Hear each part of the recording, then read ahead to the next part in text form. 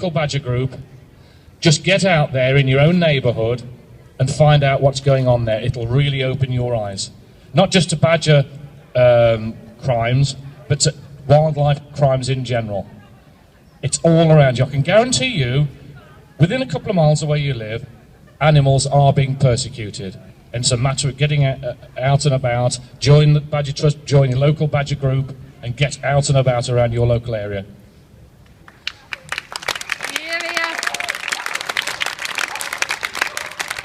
Right, if she can get to her feet, if she can manage it, is one of our stars. She's up.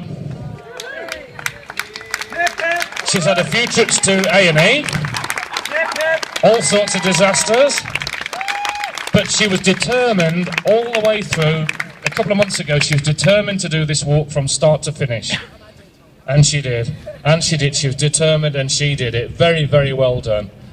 And she's going to tell you now by the reasons why she was so determined to do that walk. Here you are, Emma.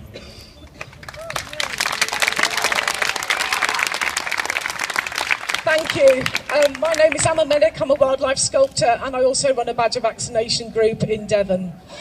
Last summer, a lot of our members went to Somerset and did a lot of set surveying there before the cull started.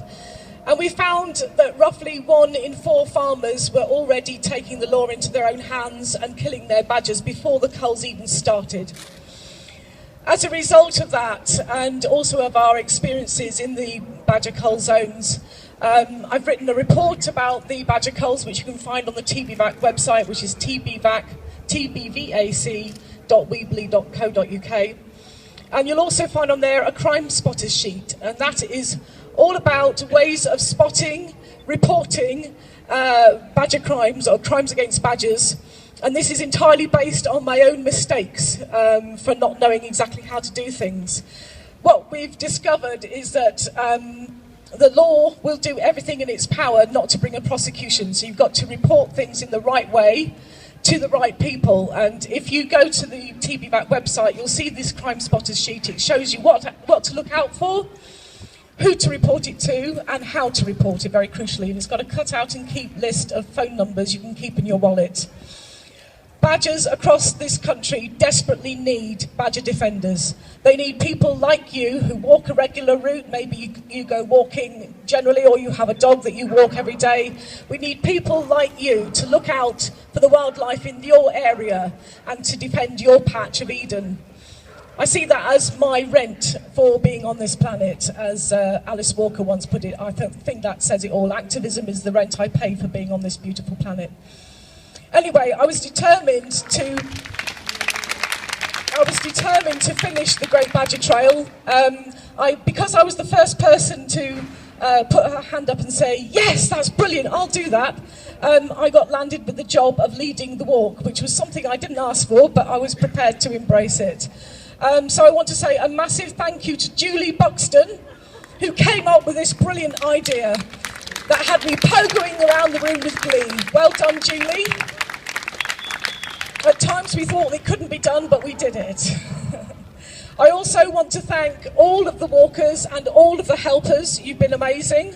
And especially people who we've never met before that just stepped in at the last minute and did amazing things. People like Julia, for instance, who brought us a vegan banquet, spread out beautifully, displayed on a purple tablecloth on her bed inside a van on a dual carriageway in a lay-by. It was fantastic. Not only was it brilliant food, it was beautiful to look at, and she was just amazing. That's just one of the many people who've done amazing things for us along this trip. The third lot of people I'd like to thank is, in fact, the Quakers. Now, most of you probably won't know much about the Quakers, but they have a strong ethos of social activism and also of hospitality and of people travelling from place to place.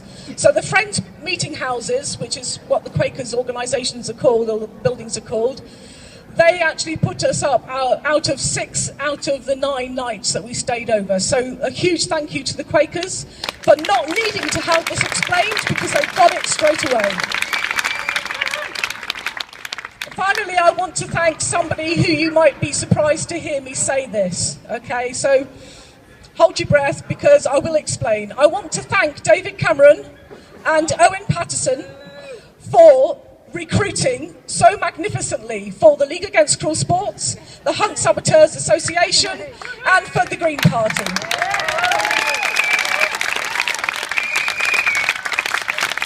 Given that Owen Paterson and David Cameron all are Hunt followers and have hunting friends, and given that this badger cull is all about winning votes from the Countryside Alliance and has absolutely nothing to do with bovine TB, I hope their hunting chums are really delighted with the fact that the numbers of members of League Against Cruel Sports and the Hunt Saboteurs Association have more than doubled in the last year.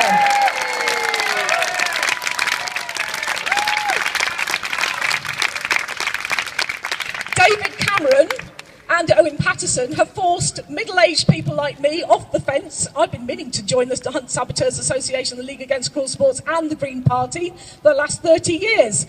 I finally got round to it, thanks to this ridiculous, politically motivated, unjustifiable, inhumane, financially ruinous badger cull.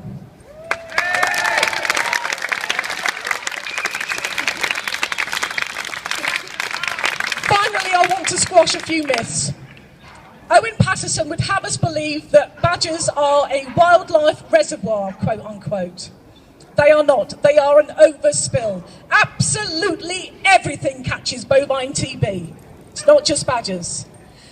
Badgers are actually fairly low on the list when you consider that some of the highest incidences of bovine TB outside of cattle is actually in pigs and cats.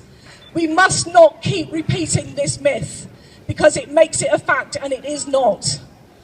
We know that at least 6 badgers in the Somerset badger cull zone were tested for bovine TB that were rescued during the time of the badger cull. All 6 of them were clear of bovine TB. We also know that some of the farmers who took part in the badger cull asked for their badgers that were shot on their land to be tested for bovine TB.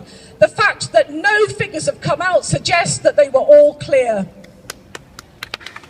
Another important thing to remember is that neither badger culls were actually in a TB hotspot.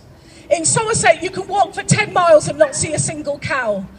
In Gloucestershire, most of the badger cull was actually in the area of the Forest of Dean, and the reason it's called a forest is because it's got 8 million trees. There is a limit to how many cows you can fit in an area of land with 8 million trees jostling for space. Neither were TB hotspots. The reason they were chosen is because both had massive shooting estates in the middle of both of them. This has never been about bovine TB. That is just a red herring.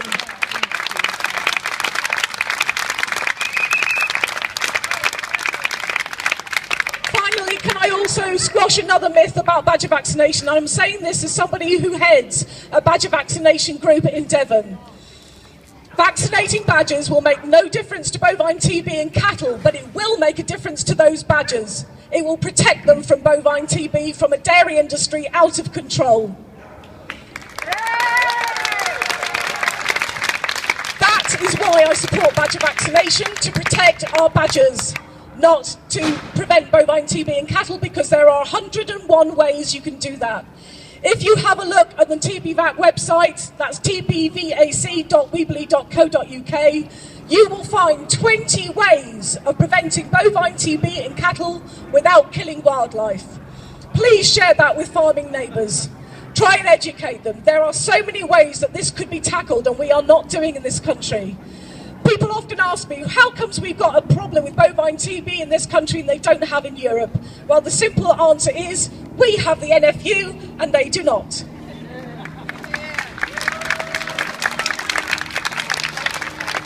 In Europe, they see this as an environmental disease because it can live in the soil for up to 2 years. In most parts of Europe, if they find TB in a herd, that's with a skin test, they don't remove those reactor cows, they remove the whole herd. Because that's what the skin test was supposed all along to do. It's just an indication of TB in a herd, not in an individual cow, and that's one of the ways that we are misusing that skin test, which has a 20% failure rate in this country. In most parts of Europe, if they remove cattle that have got TB, they do not allow grazing on that land for 2 years. In Germany, they take away the top metre of topsoil because they recognise that TB is in the soil. The one area of research that needs doing is not how gassing badgers might or might not work.